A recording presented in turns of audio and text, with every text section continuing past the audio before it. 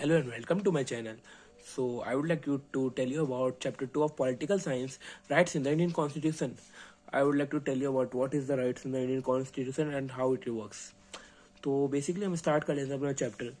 तो इसका मैं वन शॉट वीडियो इसमें आपको पूरे नोट्स वगैरह मैं इसके प्रोवाइड करवा दूंगा. आप चाहो तो इसका स्क्रीनशॉट लेना जो कि आपके आगे मतलब एग्जाम्स वगैरह आने वाले तो फटाफट कवर हो जाएगा. चैप्टर 1 आपके वो मतलब सीरीज वाइज आपको सारे चैप्टर मिल जाएंगे मेरे चैनल पे, जाके चेक कर लेना. ठीक है, और लाइक सब्सक्राइब शेयर ठोक देना. फटाफट चलते हैं अपने जो टॉपिक है उसके ऊपर. Rights are the essential factor to lead a better social life. It helps to fulfill the needs of the individual. Besides this, it brings personal development and the progress of society. Rights जो है हमारी ज़िंदगी जीने के लिए एक बहुत ही essential factor है जो कि हमें हेल्प करता है हमारी ज़रूरतों को पूरा करने के लिए. इसके अलावा इससे हमारी पर्सनल डेवलपमेंट भी होती है कि कोई हमें दबा ना पाए. कोई अगर हम किसी काम में बेस्ट है, अच्छे हैं, तो ऐसा ना हो कि कोई पैसे वाला आदमी है, अगर उसके बेटे में कम टैलेंट है तो वो पैसे देकर अपने बेटे को आगे बढ़वा पाए. नहीं, इससे हम आगे बढ़ सकते हैं. ठीक है, राइट्स हमें हेल्प करते हैं.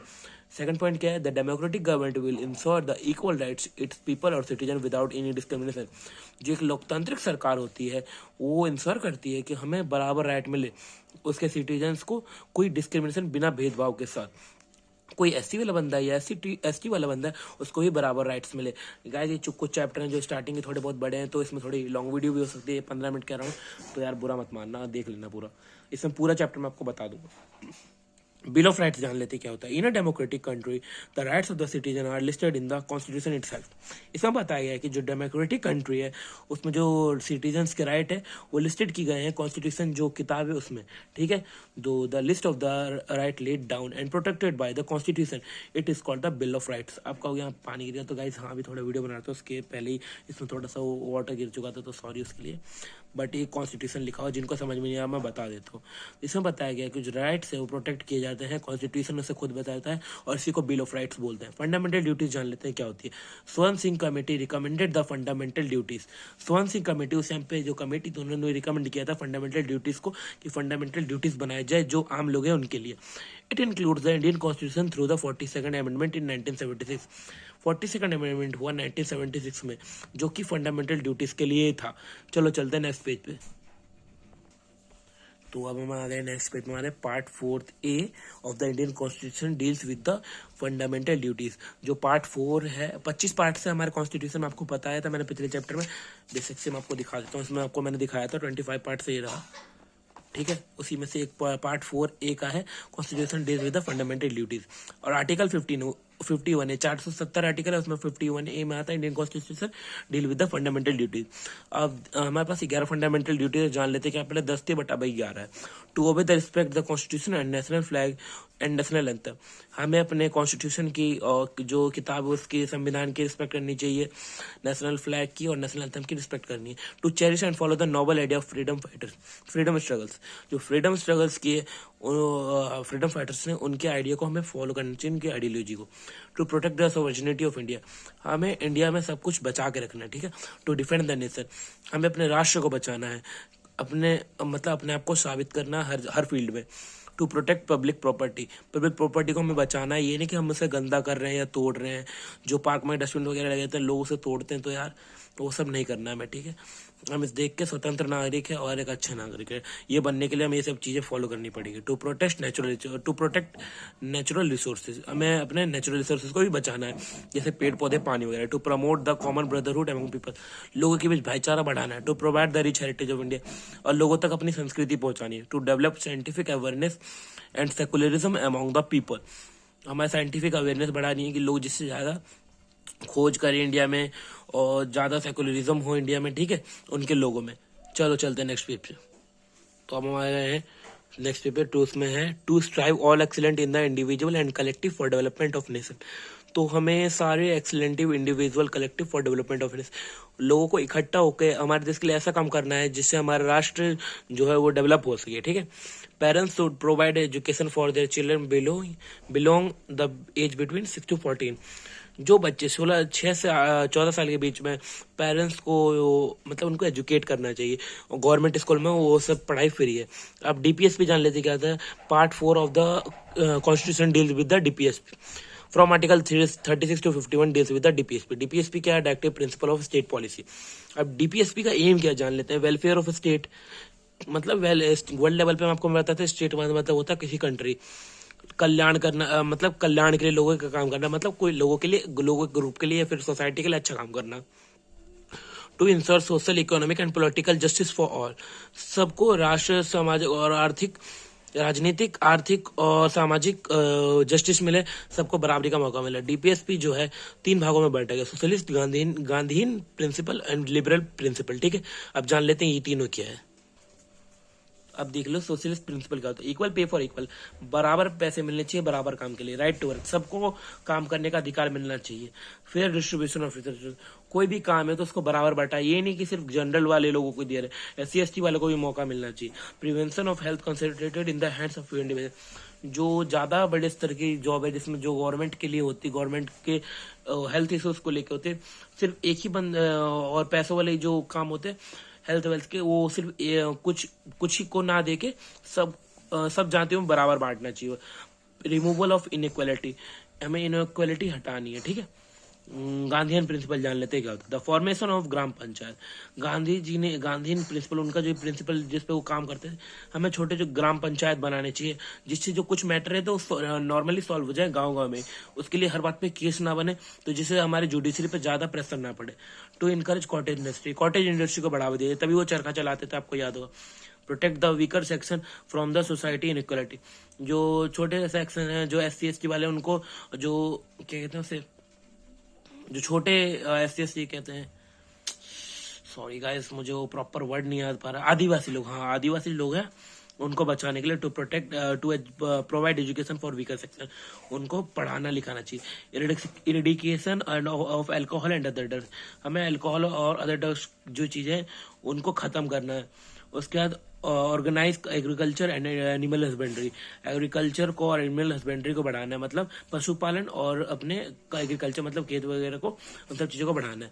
नेक्स्ट पेपर आ जाते हैं, ये लिबरल, ये प्रिंसिपल, ये इंपॉर्टेंट है, आपको पूरा को लिबरल को अच्छे से याद कर लेना। और सोशलिस्ट वाला, ये इसके एक आध पॉइंट तो आपको ऐसे भी याद रहेंगे, बट ये दोनों मेन है। लिबरल प्रिंसिपल जान लेते हैं क्या होता है। To provide a secure uniform civil code, to provide a compulsory education between the age of the 6 to 14, ये आपने पहले ही पढ़ा है।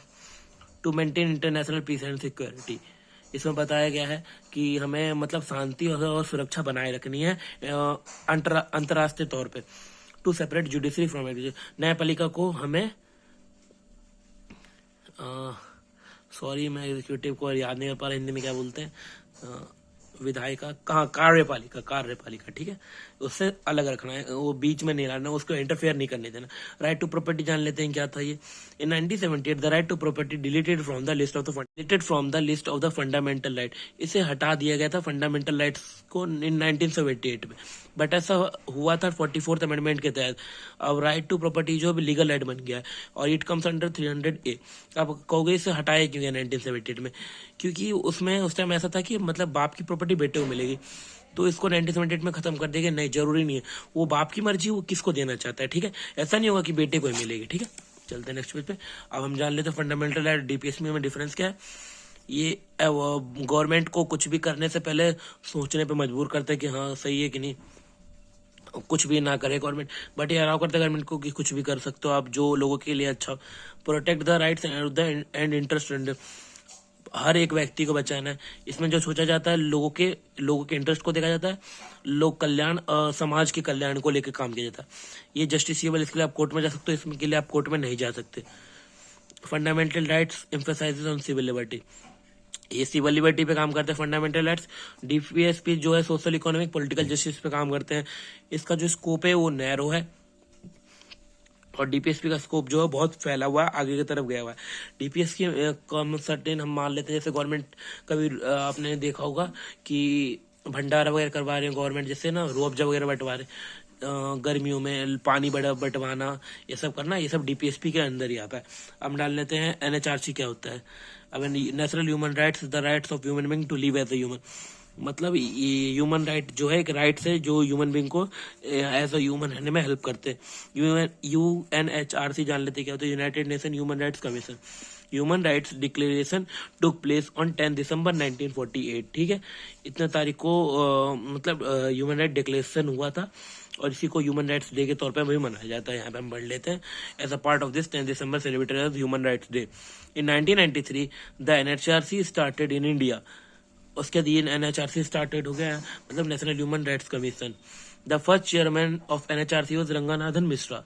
The present chairman is K.J. Balakrishnan. In NHRC, there are 5 members: the former Chief Justice of Supreme Court, the former Judge of Supreme Court, the former Chief Justice of High Court, and 2 members who have knowledge and practical experience in matter related to human rights. ठीक है, main function क्या है human rights का? To make awareness about human rights, to conduct study about human right, to investigate petition from the victim of the human rights. Awareness फैलाना human rights को लेके, study करना human rights को लेके, और जो इन्वेस्टिगेशन, जो जिस बंदे पे केस है उसके बारे में इन्वेस्टिगेट करना। नेक्स्ट पेज पे आ जाते हैं, to visit the different places of human rights violation and make report. हर जगह घूमना और देखना कि ह्यूमन राइट्स को फॉलो किया जा रहा है कि नहीं, उसके ऊपर रिपोर्ट बनाना। इनकरेज करना एनजीओस को। Article 21 of the national human rights commission argue that each should have form their own human rights commission. As the result, in 1998 state human rights commission formed Kerala में फॉर्म किया 1998 में अपना NHRC. Article 21 इससे deal करता है, याद कर लेना। और 2 मेजर एनजीओ, इनके नाम याद करो, क्या पता एग्जांपल में आज तो आपको याद रहे। PUCL, PUDR, people's union for civil liberty, people's union for democratic right. Next page पे जाते हैं, फंडामेंटल राइट्स। बहुत इंपॉर्टेंट टॉपिक है, इसको पढ़ लेना याद से। Part 3 of constitution deals with the fundamental rights. ये हमने लिया है यूएसए से। First right to equality, right to freedom, right against exploitation, right freedom of religion, cultural and educational right, and right to constitutional remedy. इसको बोला जाता है last वाले को heart and soul of the Indian constitution. ये बात doctor Bhimrao Ambedkar ने बोली थी। Right to equality, article 14 to 18, it is the basic principle of Indian constitution. This right includes the following things. इस राइट के अंदर ये चीजें आती है। Equality before law, equal protection of law, article 14 में आ जाता है। ठीक है, equality before law is borrowed from the British constitution. ठीक है, the concept of equal protection of law is borrowed from American constitution. चलो नेक्स्ट टॉपिक पर आते हैं, प्रोटेक्शन फ्रॉम डिस्क्रिमिनेशन। आर्टिकल 15 के अंदर आता है भेदभाव से। इक्वालिटी ऑफ अपॉर्चुनिटी, आर्टिकल 16, सबको बराबर का मौका मिलना चाहिए। इरेडिकेशन ऑफ अनटचेबिलिटी, छुआछूत को खत्म करना, article 17। Abolition of titles, article 18। Abolition यदि पंडित हुआ, आपका ठाकुर हुआ, जो बड़े समाज के लोग, ऐसे नहीं कि उनके टाइटल्स को देख के उन्हें ज्यादा वो तवज्जो दिया जाए। राइट टू फ्रीडम जान लेते हैं क्या है, article 19 to 20। Freedom doesn't mean कि permission to do anything as a pleases. इसका मतलब फ्रीडम का मतलब ये नहीं कि आप कुछ भी कर सके। इसका मतलब ये कुछ आप ऐसी चीजें करें जो लोगों को हानि ना करे।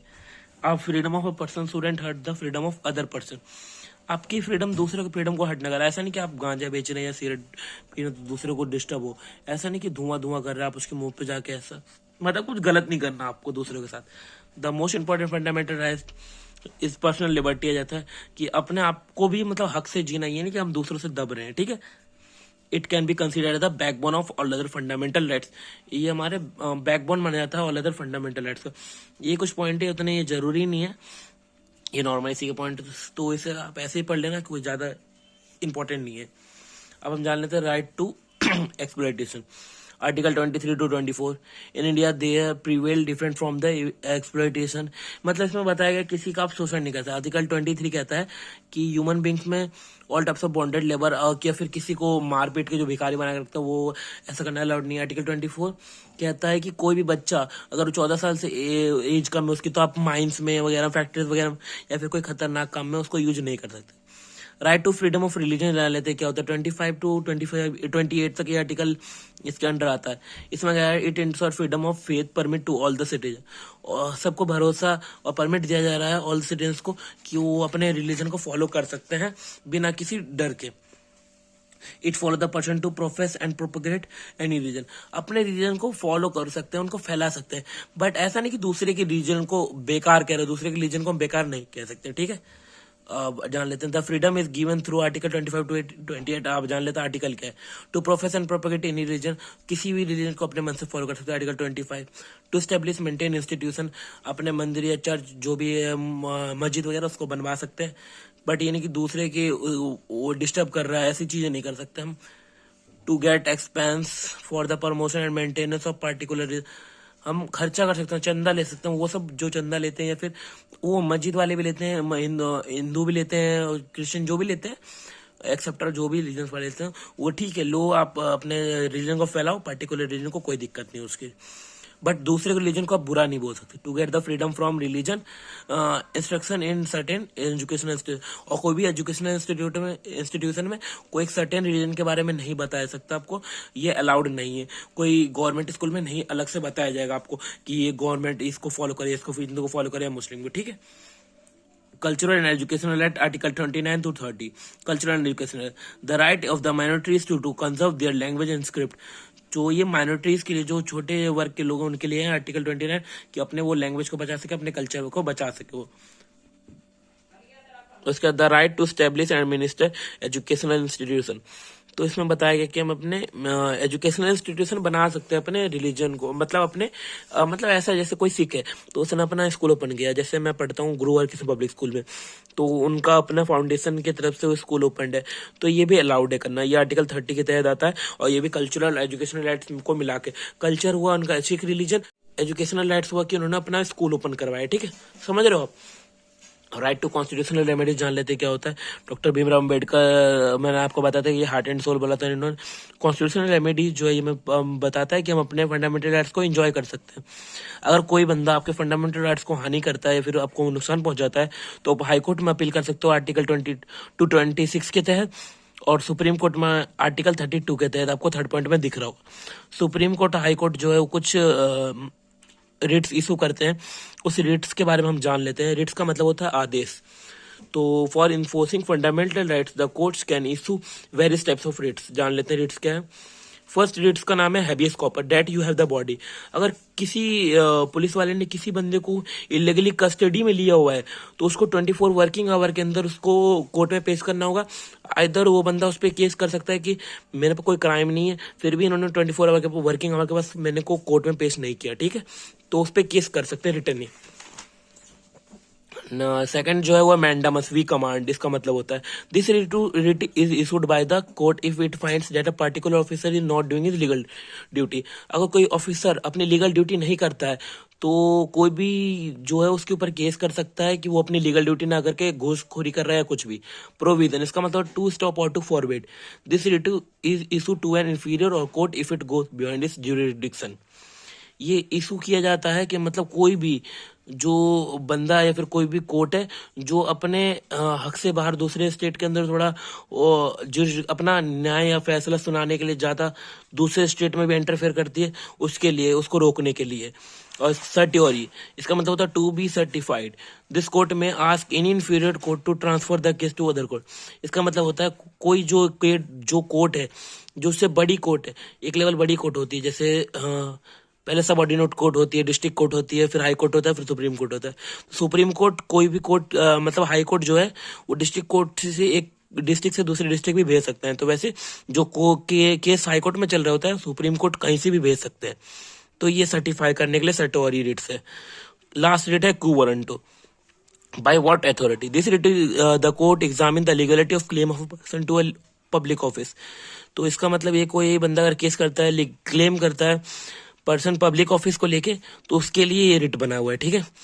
और ये कुछ पॉइंट्स है कि 543 सीट होते हैं लोकसभा में, 2 एंग्लो इंडियंस होते हैं जो कि डायरेक्टली चुने जाते हैं प्रेसिडेंट। इसमें 245 सीट होते हैं राज्यसभा में, 233 चुन के आते हैं और 12 इनडायरेक्टली चुने जाते हैं। और प्रेसिडेंट ये सब और लॉ बिल ये सब तो आपको पता ही होगा, ठीक है, मैंने बता ही दिया।